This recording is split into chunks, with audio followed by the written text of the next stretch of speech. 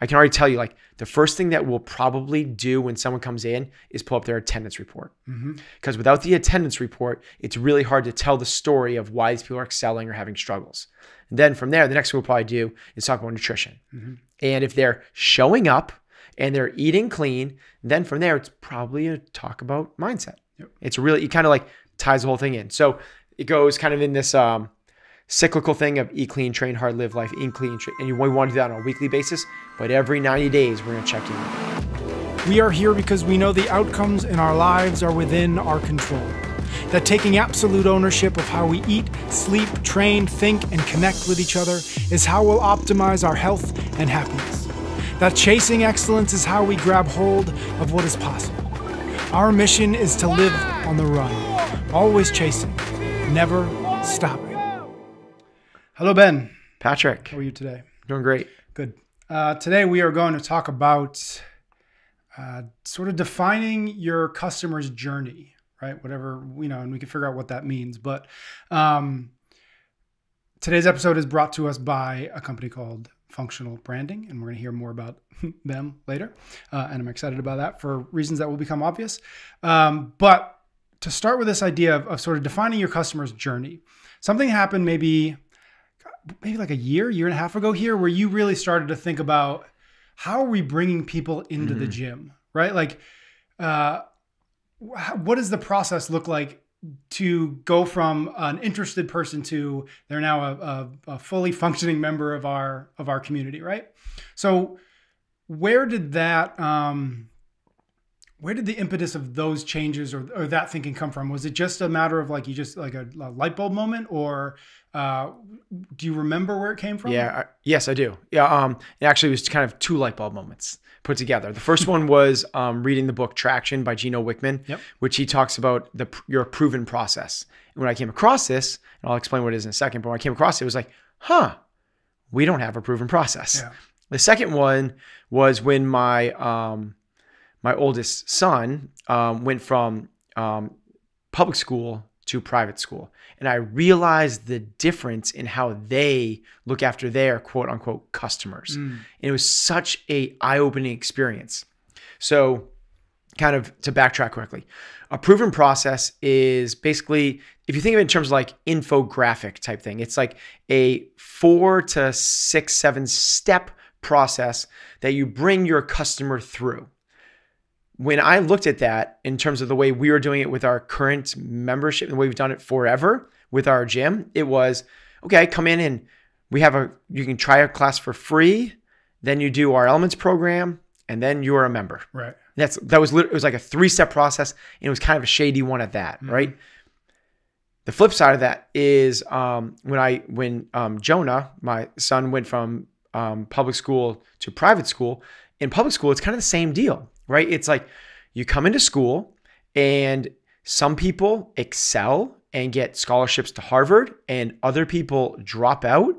Other people skate through the system. And there's a whole bunch of people that kind of like are in the middle, the mediocre, and kind of get lumped in the bell-shaped curve. And I was like, wow, that's kind of, let's be fully honest. That's like, I'm really proud of what we've created, but that's kind of the system that we are running, where we'd have some people come in and they would win the CrossFit games. They would lose 100 pounds. They would change their lives forever. And other people would kind of fall out of the system without us even really knowing it. Horrible. And there's a lot of people that kind of like in the middle, in the bell-shaped curve. Yeah. So as I watched Jonah go through this in a different, higher level, it really shed a light on like what we could possibly be doing. So we rewrote our proven process. We call it the CFNE Way, which is now our way of onboarding, introducing people into the culture, the knowledge, and our organization, and then essentially guaranteeing results. We can guarantee you, if we were a private school, we can guarantee you we can get your kid into college. And a lot of them, as a school, that a lot of them will go Ivy or super high level schools because no one falls through the cracks. So I think I know the answer to this, but would you argue that every CrossFit gym should be thinking about it like the private school analogy? Or is there something about you and or CrossFit New England that felt Like that's the direction we want to go. In other words, is there value in the other way versus the way you're doing it? I'm not going to say every gym should do this. It's right for us for where we are in our kind of like business life cycle, and it's right for what I want as the owner, the visionary, and the CEO of the business. Mm-hmm. There's certainly nothing wrong with gyms that want to grow to 1,000 members. Like there's nothing wrong with that at all. It's a phenomenal, really impressive thing. There's also nothing wrong with being a higher level one-on-one basis than what we're doing, concierge level and 24/7 access to coaches. And like there's what we're doing is right for us where we are right now, which is essentially we went from that kind of 3-step process, try our class for free, do our elements, jump in the mix, into kind of like this multi-stepped approach, which is it still starts the same way, which is try our class for free. We do free class Fridays, which is the first Friday of every month. You can try our class for free. We set up those classes for they're appropriate for newbies to come in and really enjoy the experience and not feel like a total newbie or it's over their heads or anything else. From there, they sign up for our Elements program. And kind of like way I always talk about this when I'm consulting with other gym owners, the way we do our Elements is not the right way. It's not the only way we've done it, and every way we've done it has probably been right for us at that time. Yeah. When you're thinking about creating your Elements program, what you want to be thinking about is basically the perceived or actual barriers to entry. So if you have no Elements program, there's no barriers to entry, but they're also going to come in very raw. Right. If you have a month-long Elements program, Elements Foundation, Elements, whatever you like, on-ramp, exactly.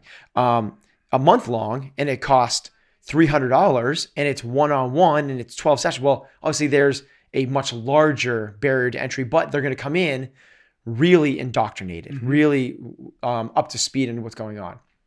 We've done it every which way. We've done it from none to 1 day to 3 days to 2 weeks to a month.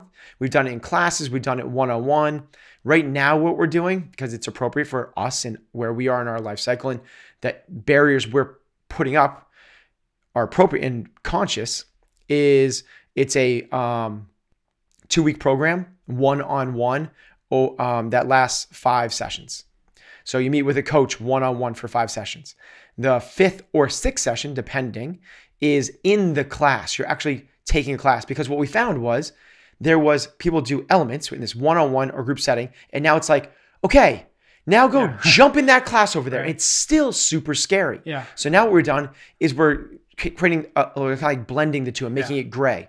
You're with your coach one-on-one, but you're in the class. And the coach is not taking the class. The coach is there just as your like horse whisperer, here to guide you through this. Your Sherpa, like what a jerk means. Remember we did that. Exactly. Exactly. So now what they're doing is the barbell warm up. This is a good morning. This is a Spider-Man. This is, okay, now we're going to find a rower, and now you're going to buddy up. Why don't you buddy up with Julie over there, and so on. So they're like, really, nobody has to on the first day of school sit at the lunch table by themselves. Right. We're eliminating that. Really nice. We're thinking about the customer journey. How can we make the customer journey as smooth as possible? From there, the next step after they finish that Elements program and they've done a class, they're going to choose a class. We want all of our members to be consistent with the classes they take. We've talked about this a lot on this podcast before. There's a lot of different reasons for that. Most notably is to build relationships with the coach and the athlete. So they're going to choose a class. From there, once they choose a class, then they're going to choose a fitness track. So they're going to choose something based off of their goals. Are they competing in the sport of CrossFit? Are they trying to get fit for other sports outside the gym? Or are they here just for a kick-ass workout and health? We call those our open track. Basically, you're training for the open. Your performance track, you're trying to perform for other sports. Or your fitness track, you just want to get fit. Kind of really easy way to think about that is it's skill-based. Not in terms of ability, in terms of how much do you want to work on skills. So if you have no interest in learning how to do muscle-ups, don't worry about the open track. Maybe the performance or fitness is right for you. But if you're like, no, I really want to be able to do a muscle up, we have the open track for you. If you really want to be able to snatch your body weight, okay, probably do the open track. Like we need to be able to do squat snatches. If that's just, you just want to be like, get strong, get buff, or like look good, like why spend all that time, which it's necessitated. You're going to spend minutes, hours, days, a month learning that, where you could be just working out. So think in terms of skill-based. One, we're really going to work hard to get you double unders. One, we're just going to have you jump rope. Or if jump rope is too easy, we'll have you ski erg. We'll have you do plate hops or get your heart rate jacked up instead of like heart rate real low for 20 minutes and you get it, right? So we're going to pick a fitness track that's relevant to you, your goals, and what you're trying to accomplish. And how active are you and your coaches in determining? We're advisors. Okay. Yeah, we're advisors. So we're asking. You don't just let them loose and say, pick the one that seems we right. do if they know. Yeah. If they know if they're like, yeah, I want to compete in the open. It's like great, but they're like, hey, but I don't have any muscle ups. They're like, that doesn't matter. That's why you're choosing that one, so you can learn it. Gotcha. Like we have 65-year-olds on the open track that can't do pull-ups. Like cool. Like you want to compete. I get it. That's cool. So we're there to ask the right questions. Just like this is back to go to the private school methodology. They have advisors, not what I had in public school, not guidance counselors. And this is not a knock on guidance counselors because I think but what my son has in private school is an advisor that he meets with twice a week for an hour. That's a really different experience than a guidance counselor, which is like, here's how you fill out your college essay. Right. Here's how you okay, like you're getting bullied. Like I can, so now we have these coaches in positions that they can advise people along the way to figure out the right track appropriate for them. From there, once they're in there, now they're into what we call our system. And now they're in class, taking class. Actually, I should even back up a little bit. Before that, during the Elements program, we do a little assessment.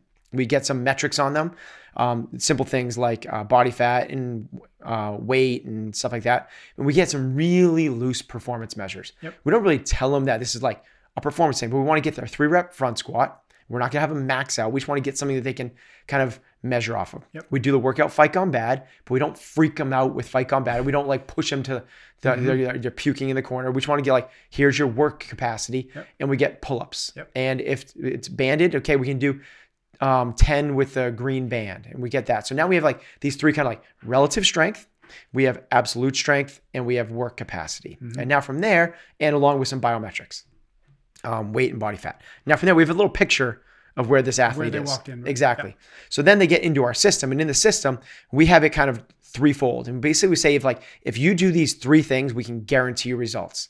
They are eat clean, train hard, and live life. So when we say eat clean, that's our nutrition program. And our nutrition program is eat real food, not too much, mostly plants. It's also kind of falls in line with that is meats, vegetables, nuts, seeds, some fruit, little starch, no sugar. Intake levels that support exercise, but not body fat. So it's all encompassed in that kind of like eat clean. Yep. Then from there, we have train hard. Inside of train hard, what that means is 5 to 6 days a week. That's our protocol. That's how we can guarantee results. We used to have punch cards. We used to do once a week, twice a week, and 3 times a week memberships. Those are gone. We only do an unlimited, and we recommend people come in 5 or 6 times a week. We need to be able to guarantee results if they follow our program. Right. That's our program. Now, if people choose to only come in 2 or 3 days a week, that's okay. Then when they say, hey, like, why aren't I seeing results? It's like, well, because you're not showing up. Yep. You're doing better than nothing, but you're not following our program that we said we could guarantee results. The third one, which is kind of unique to us, I think, and is live life. And what we mean by that is never whine, never complain, never make excuses. Essentially have a positive attitude, because here's what we found is if you come in 5 or 6 days a week and you eat clean, but you have a really crappy, poor attitude, you might not see results. If you're in here to prove to yourself that this program does not work, it will not work. But if you come in here with a growth mindset and never complain, and you look at everything as obstacles and opportunities, and you're here 5 or 6 days a week and you're eating clean, guess what? I know it's going to work. I can guarantee it. Now, we also like to bring in the other 5 factors. We'll talk about sleep. We'll talk about recovery. We'll talk about some other mindset pieces. But that's our 3 things. That's our cycle of eat clean, train hard, and live life. Do you have something else? Yeah, from there, I just got to finish out the process. Oh, so from there, the last piece of the process is we fall into, and full disclosure, this is still a work. I started this, as you said, probably a year, 18 months ago. We're still in a work in process. What we have yet to implement is, but it's part of the process, and we're just not good enough yet. We don't have our systems buttoned up enough yet, is quarterly assessments. which is everyone meets with their advisor / coach, whatever you want to call it, on a quarterly basis to go over everything. Just like what are your goals, what are your metrics? And I can already tell you, like, the first thing that we'll probably do when someone comes in is pull up their attendance report. Because without the attendance report, it's really hard to tell the story of why these people are excelling or having struggles. And then from there, the next thing we'll probably do is talk about nutrition.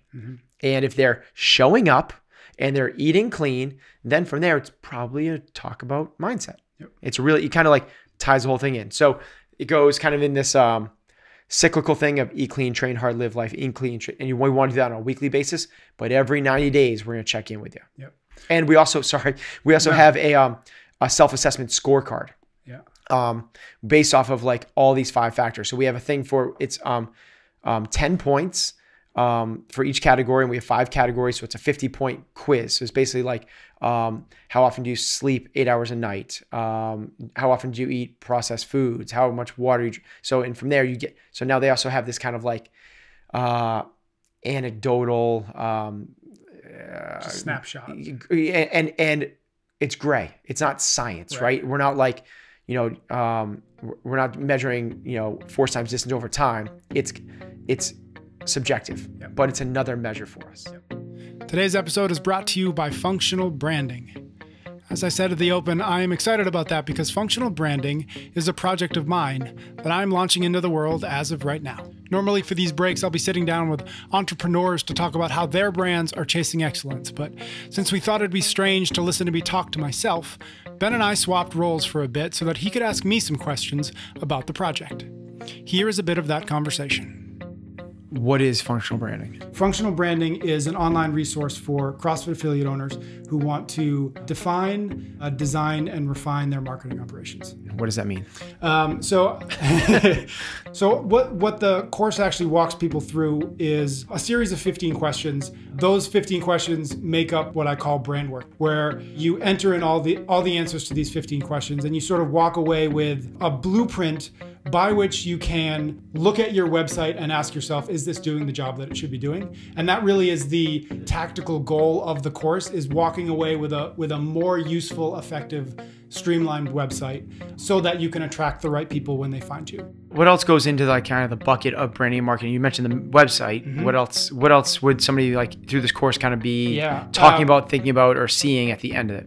I think almost everything is marketing. One of the things that we address in it is how a person starts their membership or their relationship with your gym. That to me is a perfect opportunity to marry what your operations, or what maybe would be considered more operational, with the marketing and the brand and the sort of the story that your gym is trying to tell. If you know what it is you're trying to accomplish and who the right person is for the gym, you can start to design an entry process that matches all of those things. So yeah, you're calling it branding and marketing, but it's a totality. It's something that's going to have influence and direction over the way you run your business and the way you, as you said, you onboard members. One thing that was a big reason why I started this, or a big thing that got me started thinking about, is something that I heard you, and I think it was you sort of quoting Coach Glassman, which is that branding is the sum total of everything you do. That's how I approach what marketing and branding is, because if nothing else, building a brand is building something that people want to talk about and identify themselves with. Everything in your gym does affect that. So when I think about marketing and branding, there's very little that I don't think can be influenced in the positive direction if you're thinking about it as marketing and branding, and not just as seeing and correcting and class management and facility management. What does chasing excellence mean to you, and how does the business represent that? Chasing excellence has always been about figuring out where that space is, where you can kind of have that interplay between being confident and absolutely petrified, and trying to stay there as long as you can. That's what this place is for me. I've spent the last 6 months sort of building this thing out, and building it out knowing every single day that there was a very good chance that it wasn't going to work, and sitting down every single day and saying, that's not a good enough reason not to continue trying to make this thing work. I'd love to know if you think I made it work. You can find out more at functionalbranding.com. And if you use the code EXCELLENCE, you'll get a little discount on the course when you register. The 3-headed monster there, the eat clean, train hard, live life. How much in the early stages of that process of bringing somebody in, how overt are you or your coaches talking very specifically about those things? Yeah, great. And what does that form sort of look like? I'm so glad you asked that, because I totally missed over the biggest, coolest part of this whole thing, which is once someone leaves Elements and joins a class, they get 30 days of mentoring. Okay. That is by their Elements coach. Their Elements coach does not leave them when they leave Elements. The Elements coach continues to mentor them. And what they do is every single night for 30 days, they give them a nugget of information. So something like a snippet from this podcast or an article, or it's set. It's a set thing. On day 1, they get this. On day 2, they get this. So we have a whole bunch of nutrition information, a whole bunch of like CrossFit and movement information, some things on sleep, some things on mindset, and so on. So they're getting 30 days. We call it the 30-day brainwash internally, because we're trying to not so internally. And not so internally, but that's basically what it is like, can we get them, how quickly can we get these up to speed? Because what I found was like, people have been here for 6 years, they got it. I mean, they know everything about nutrition that I know. But people that are walking in, how long does it take for those people to get up to speed? Well, now, not too long. Right. Because if they're just getting in bits and pieces when they happen to happen across it. Yeah. Versus when I give a talk to my class, or like we do a nutrition challenge, or and now it takes them 3 or 4 years, where now we're getting them up to speed really quickly. Along with that 30-day brainwash, in that email, they get the next day's workout ahead of everybody else. So they feel special. Cool. And it's specifically tailored. I like the word tailored, not scaled, because scaled implies less. Yep. It's specifically tailored for that athlete. This is the way that you should do it. This is the way the class is going to do it, but here's the way you should do it, perfect for you. And the coach of the class is CC'd on that email, so everyone's on the same page. Love that. Basically, what we're trying to do is like take a more private school approach, right? Which is like really hands-on. Let's not let anyone fall through the cracks. If somebody's not here, like we should know about it. And we have process in place for that. If someone's not here for 10 days, we reach out to them. If they're not here for less than 2 days, in 14 days, because that's a different report. Somebody might never show up on our no-show report, but they might only be coming once a week. And that's not what we want. They show up on that report and we reach out to them. So basically, like, how can we systemize nobody falling through the cracks? So that, because that's what happens at private school. No one falls through the crack. So this is how we've done it, is by this proven process, this CFNE way. 2 questions, and you can take whichever one is more interesting to you first. One, what kind of results have you seen since implementing this, knowing that it's an evolving process, right? Like, what have you guys learned so far? Is it as effective as you'd like it to be, or thought it would be?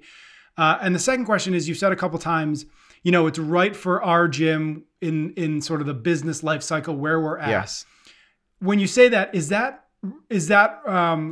are you speaking mostly sort of economically? Like, you guys are at a place where your membership is at a certain level, and so the revenue is at a certain place, so you can afford to do this sort of like high touch. Let me take that last one first, because I already forgot the first one. Okay. The business life cycle, what I mean by that is where we are kind of on an attention space. Where do we want to be investing our attention as a staff? And for us, it's into this, it is into this customer journey. In the beginning, it wasn't my focus because there were so many other things to do, right? I needed to buy the next rowers. I needed to remove the stall mats and lay down fixed rubber. I needed to hire another coach. I needed to figure out whether we should build a front desk and hire front desk staff. I need to figure out if we should be carrying product and which products. What I mean, this is like, we're a little bit more established now. Having said that, if I was to go back in day 1, I think starting with this would have helped a lot. Yeah, interesting. It's to me, the most important thing that you can deliver is delivering.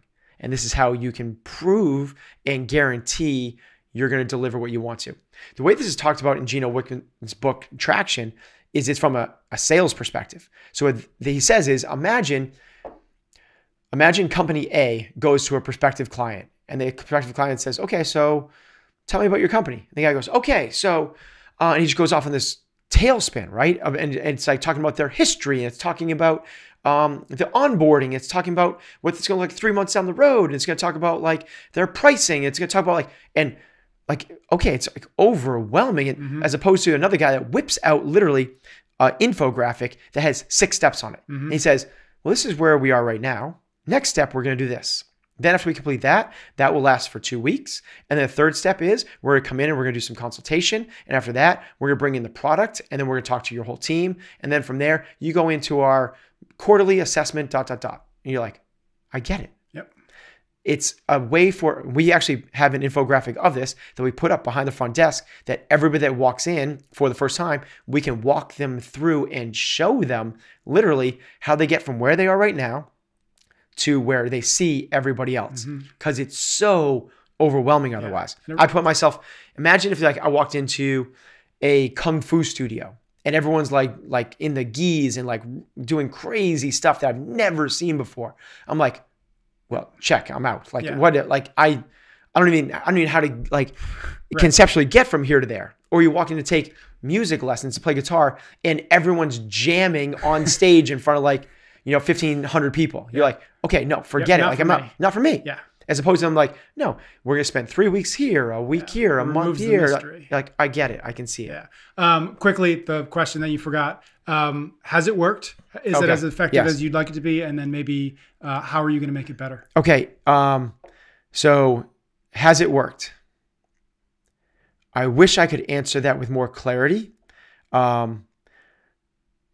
And the reason I can't is because we didn't track things very well before. That's kind of what we're doing on the back end, and this is tracking it better. So when people asked me before about like, what's your conversion rate from elements to membership and what's your retention rate? The retention rate one makes no sense to me. What is your retention rate? What are you asking? Are you asking how many members I lose a year? How many I lose a month? Or are you talking like how many what matters is this thing called churn rate. And anybody that's in like the SaaS business, the software as a subscription business has heard the churn. What matters is churn, and it's at a monthly incremental place. This is the number people need to know in our space. Retention rate isn't. So here's the thing. It's like someone's like, oh my gosh, my retention rate is 90%. What that means is we have month-to-month memberships. Almost everyone does. What that means is you have a 90% retention month-to-month or 10% churn. What that means is, it sounds really good, right? What that means is you're losing 10% of your membership a month times 12. You're losing 120% of your membership a year. That's crap. That's like, we need to get that so much better. And the number you need to know is your churn, but even more importantly than the month-to-month churn is what's your churn in the customer journey from elements to sign up. Or call that conversion if you want to. We'll call these all conversion rates. And then what's the conversion from month 1 to month 2? And what's the conversion from month 2 to 3? And 3 to 4 and 4 to 5? And then what you do is you figure out, okay, where's the weak link? Well, from Elements, our Elements program is awesome now. Great, phenomenal. And it really is. We're converting about 98% of our Elements people into memberships because we've smoothed it out for everybody, right? By the way, when some people sign up for Elements is free for us. It's part of their first month's package. And they have to complete Elements before they start their regular classes. But that's the way it works. So if our membership is $219 a month for an unlimited membership, which it is, they're paying for that Elements, and we pay our coach through that, and the rest of their month is free. So you can either look at which way. Either Elements is free or the rest of the month is free, whatever you want. So from there, now they're already in the system. They've already done it. Now they signed up for a class, and now they're in the system. They've already taken a class in Elements. So we blended that out. So our conversion is very good from there. From there, you need to know what is the conversion from people to go from that first month to the second month. And the people that drop off is your churn rate. And if you're losing 30% there, which is pretty industry standard, what we're going to try and do is bump that up a little bit, which is, I said 10% was terrible, right? 30% is industry standard. That means that over the course of a year, here's the deal. And anybody's, no CrossFit gym, I would say this out, no CrossFit gym has a trouble getting members. I know you think you do if you're an affiliate owner thinking this, but you don't. Go back and count how many waiver forms you have. That's how many members you could have if you had 0% churn and 100% retention.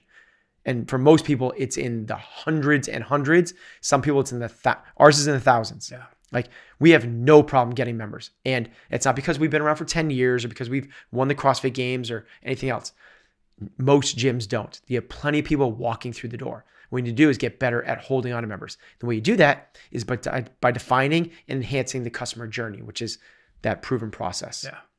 And then sort of to put a button on there, that the goal is to figure out.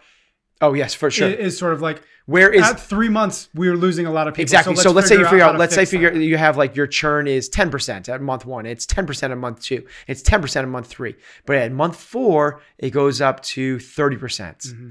Like okay, you're able to hold on to people for. What you need to do is make something stickier. Yeah. In the 4 to 6 to 8 weeks before that process. Yeah. So what you need to do is put another assessment right before that. You need to build systems in the same way that you built it at the start. You need to figure put out another where to system put in there. System so what we're going to do is meet with somebody right before that and have that customer experience where we are meeting face to face and we're either talking people through the obstacles that they're facing or highlighting the amazing differences and gains that they've made or helping people through whatever it is. But what we need to do is add something in the journey at that point. And you don't do it, if you lose everybody at month 4, you don't do it right at the beginning of month 4. Right. You do it the month before that or 6 weeks before that or 8 weeks before that.